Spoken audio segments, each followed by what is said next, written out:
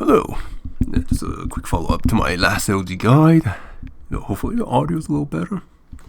This time we're looking at Kovaaks. It's like it's not a free, but it's pretty cheap. It's around like $10 USD, I believe, on Steam. It's called Kovaak's Aim Trainer. I think if you search it up, but I'm not sure if that's the name. But yeah, just look up Kovaaks, as we can see here. The name you should be able to find on Steam.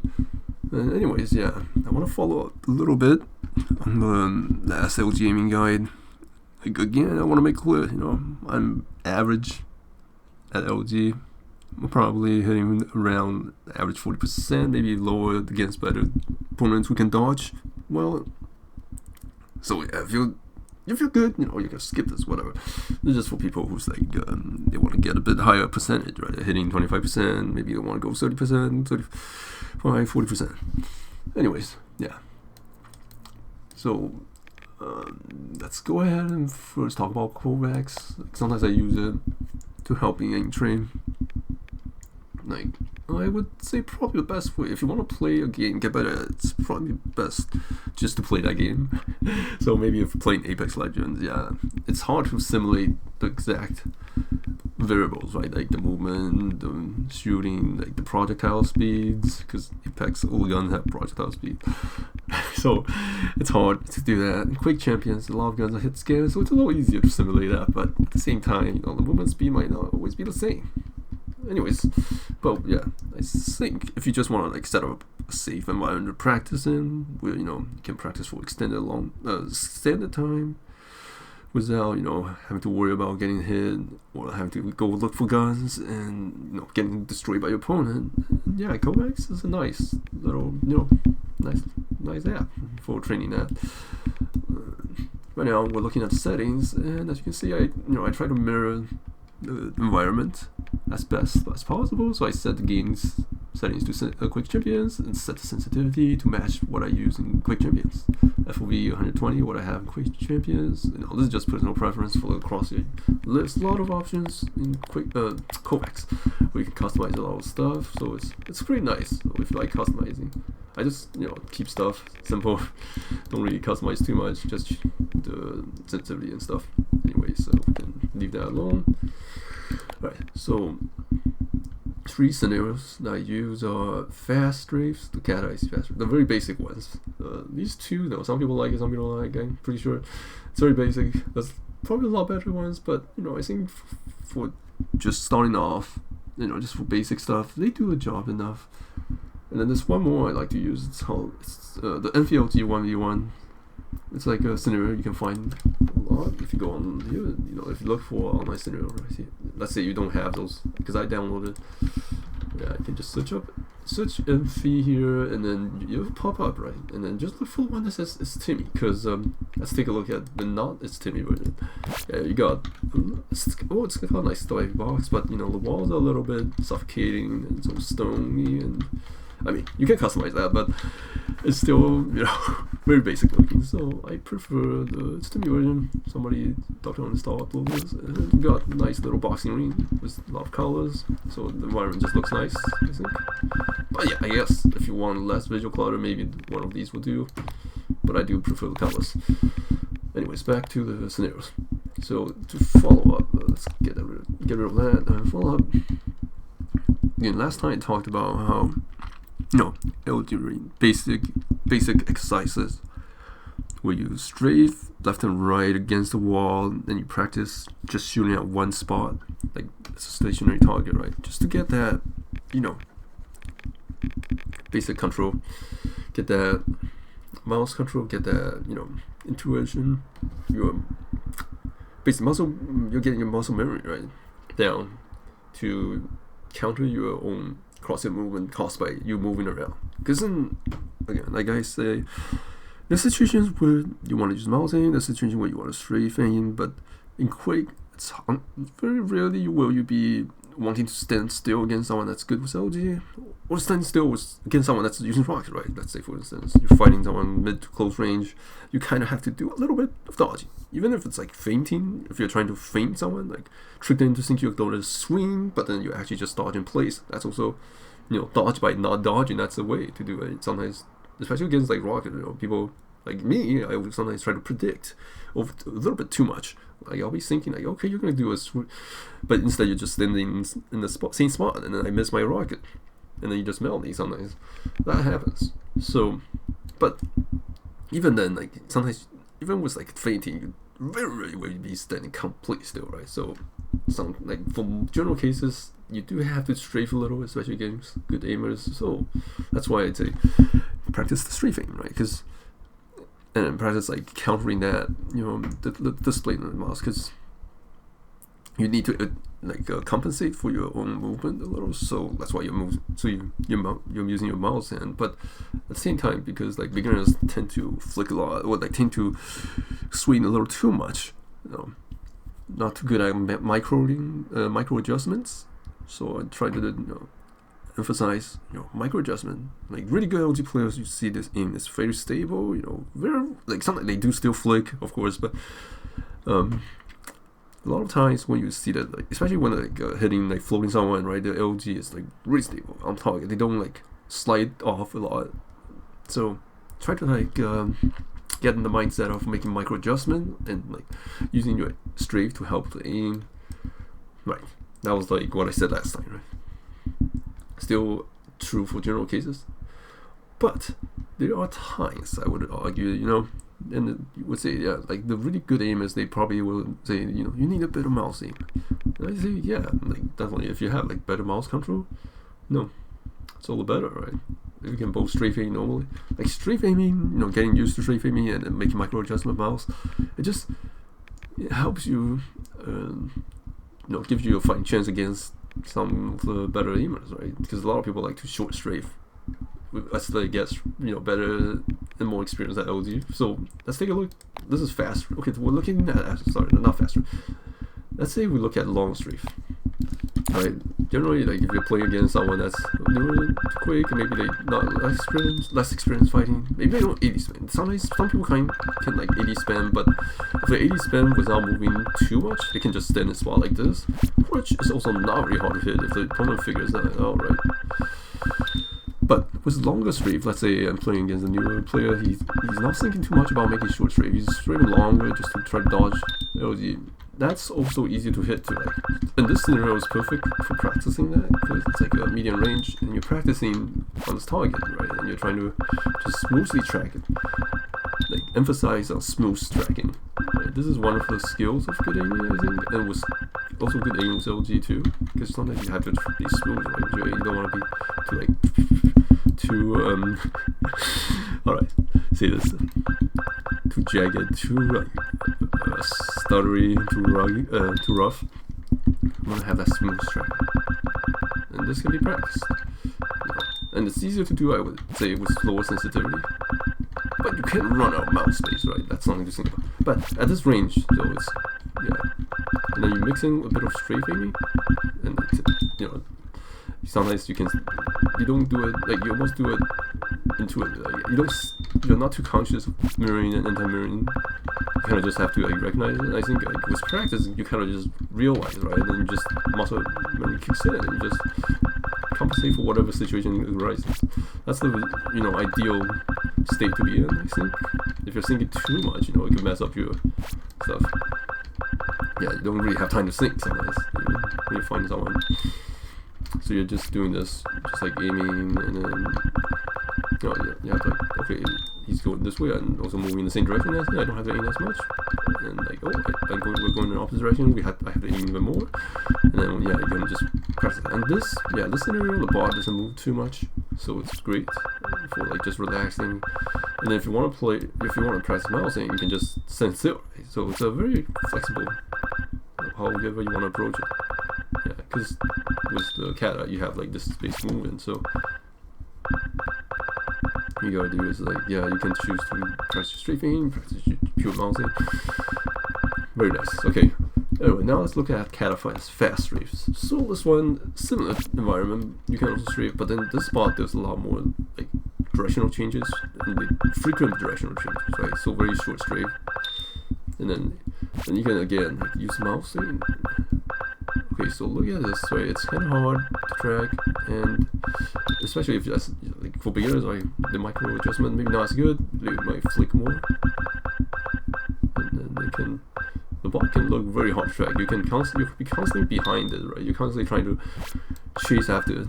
You'll be hitting its shadow all the time. So yeah, you have to. That stuff isn't like in practice, right? Like reaction, anticipation, and with tracking it, you usually want to react, right? The advice is to not predict because it's almost impossible to predict what someone will do. Sometimes sure you might,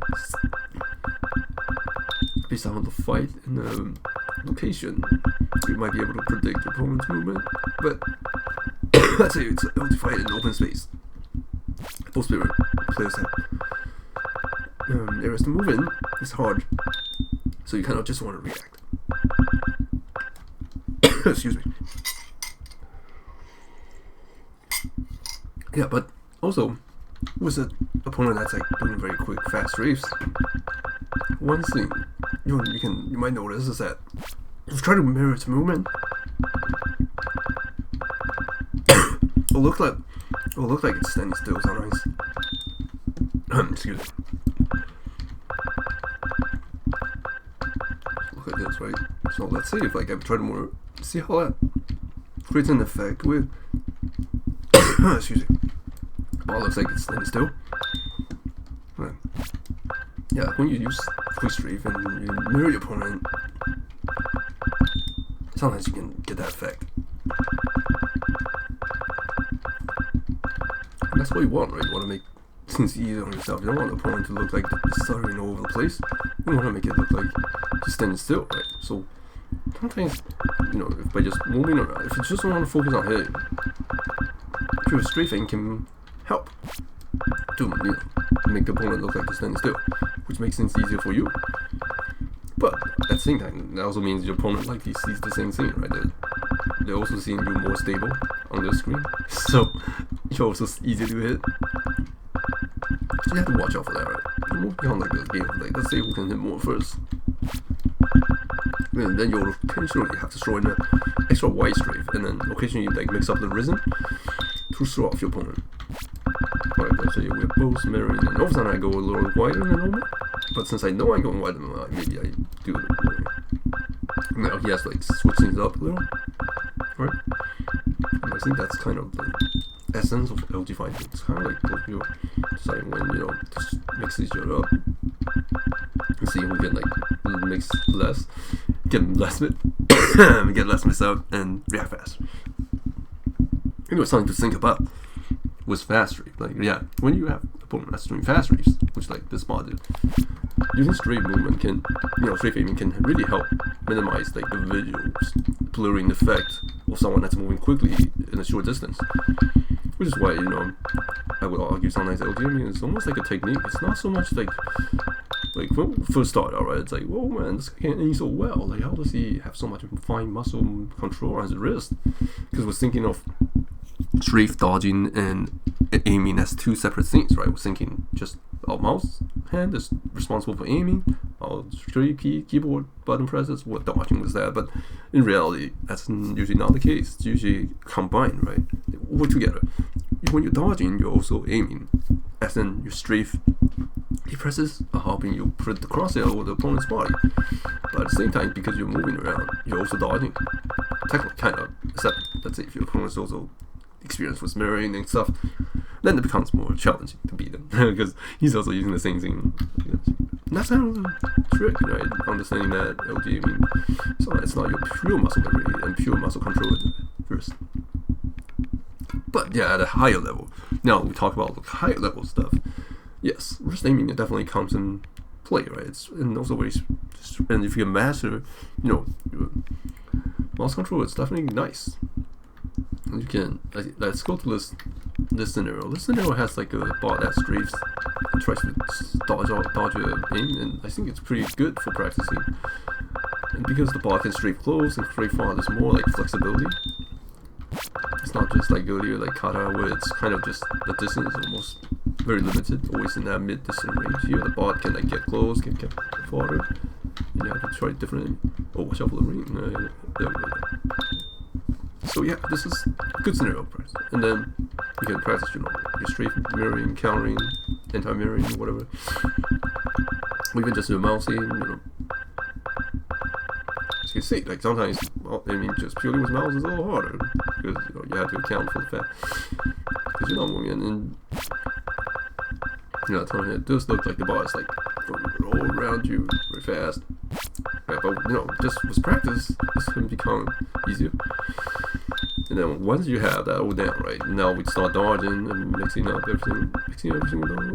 Yeah, even if we don't have that perfect sticky aim, that's some really good LG users have, like where it looks like the cross is just like glued onto your model, even though you're doing your best to throw it off.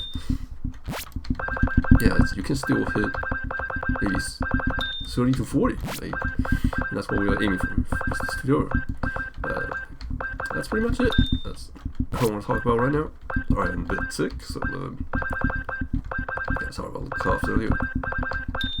Yeah, just want to follow up because I think I gave the impression that the aiming was just, you know, all about, you know, strafe. Like I said, the strafe technique is very important and it helps you raise your, I would say, your floor level. But you know, the ceiling is quite high. Some people are really good with wristing, and wristing is important too because, yeah, I just want to, okay, wristing. I want to talk about the food scenario in Quake. A situation where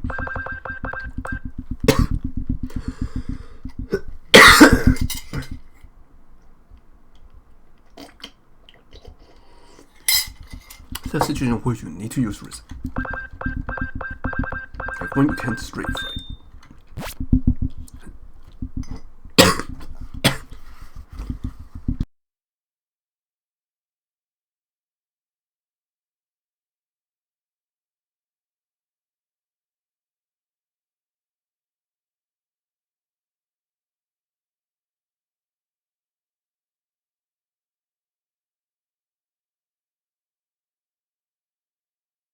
As I was saying earlier, there are situations where you can't really aim, strafing in Quake. Okay, not that, but right, let's say you're getting juggled around, right? Someone surprise you, close range, and then they juggle you. So now you don't have control in the air most of the time, right? So you just have to deal with whatever trajectory you're currently experiencing, and then you know you have to try to keep your crosshair on target. So it's all pure mouse now. That kind of situation also arises when, let's say, you're finding a platform, right? Imagine there's a walking mega, where that's where we lead to the LG room. That's the platform, and then that's the rail room area, right? Like go towards rail room, and then like somebody comes from the rail room, and then they have rocket, they're spamming, they're getting close, and you're fighting LG. But let's say they're kind of stacked, so you can't melt them right away. And now like, he just pushes in. You kind of have to give up your position, or else you risk getting like destroyed in close range by rocket. And then, so you jump off the platform, right? You jump off the walking platform. Now you're falling down to the lower floor, where the jump pad is.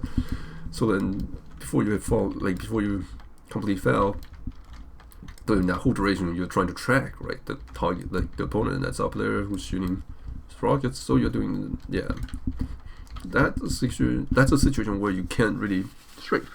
You're completely fallen. So and you're doing your best to get as much damage out before you know, give up your position and you have to fall back or whatever. Yeah, like in Quake, there's that kind of situation that arises, right? Or let's say I'm like jumping, white strafe jump peek into a room to surprise somebody with LG, and because they got surprised, they're standing still. But because my trajectory, because I'm like doing that strafe jump, my trajectory is like in one direction. So in this situation, I need to like compensate for that quick movement I'm experiencing, right? And then I'm trying to put my crosshair on target. Again, trajectory kind of locked, unless I like stop jumping, which yeah, that works. But at the moment, I'm just flying through the room. So it's that situation, like these kind of situations where you don't really have access to your strafe. So you do need to have some, you know, you need to get some mouse movement control eventually, I think, to get like to become like really well rounded with LG aim. But at the start, you can use some techniques to cover for like this, then find control of the mouse, right? Use the strafing technique to minimize the amount you need to. Like if you just mirror somebody, minimize the amount you have to use your wrist. Yeah, and this kind of thing just comes with practice, right? But it also helps that to know these kind of techniques. Yeah, that's all I want to say pretty much. Just to like follow up on last little bit. Last night I uploaded that LG tutorial. Yeah, I want to see clear up wrist aiming definitely has say that it gets used in a situation where you have to use that. So, and mastering both is obviously great, right? If you can master wrist aiming, actually develop fine micro adjustment controls, but also like know all the tricks, all the things involved with strafing, right? The idea of mirroring, anti-mirroring, and how that while you're dodging, you're also aiming, and also how, because you're mirroring somebody, you don't have to make nearly as much adjustments. And also another thing is like when people doing fast strafe, and when you can sometimes try to match up like the movement, your movement to his, and over time his character will look like less blurry on the screen for you, will be more easy to hit. Those are all the stuff that comes into play in fighting. So knowing all that will, I think, can definitely help, and then if you just keep practicing, you can eventually hit 40%, 50%, all kind of, well, maybe not 50, I don't know, but you can definitely get better, right? And that's what we want to do. Also, final thing about Kovaak, final thing I want to mention is that, hey, top left, look over here, right? Every time you frag the bot, you can see the accuracy. It's very good. Kovaak is good for immediate feedback. So you can kind of have an idea of how you're doing during the session.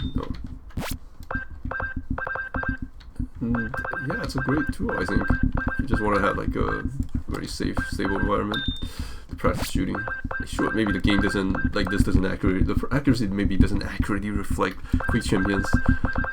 Let's say like, yeah, this might be inflated, and you go in Quake Champion, you're not gonna hit maybe like 45%, 50%. You'll probably hit like 40%. So nicely, a little lower, but at the same time, like having this extra thing can just help, right? It helps you get your hand used to the, developing the muscle control, developing the muscle memory of having every time you strafe left, you aim a little right. Every time you strafe right, you aim a little left. Just those basic stuff. And Kovaak's good for that. Just helping you, just setting you up in an environment where you can constantly be practicing it.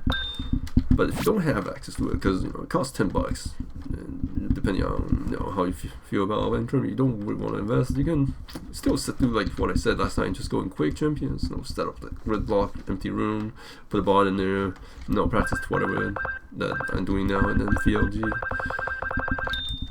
and that's fine too, right? Just that Kovaak has a lot of other options and scenarios that you can find and check out. So yeah, if you can get it, it's great. I never recommend it. Yeah, again, finally, the 3 scenarios again. There's a lot of good scenarios. If you can do like challenge for getting yourself on the leaderboards, which I don't really think it's necessary. Like, some people like to measure the progress, right? So, and there's a lot of resources online for Kovaak with a dedicated community. So, yeah, that's also another good reason you want to get Kovaak. You got like if you go and join the Discord, it's like all kind of playlists and people that has like plays set up for measuring progress. Yeah, does a lot of good things. Yeah, but basic, for basic OT training, I think it does a job. And again, just the strafe, fast strafe, long strafe, MV, that's good enough to get. Those scenarios are, I think, good enough to get you to 40% LG on average against like not super good players, maybe like the decent players and the average players. You'll definitely, I feel like, improve if you just practice over time. And yeah, don't have to do crazy long sessions. Don't want to burn yourself out. Just like play a few minutes every once in a while, depending on how committed you are. That's it. That's all I want to say. Again, thanks for watching. I'm gonna call you.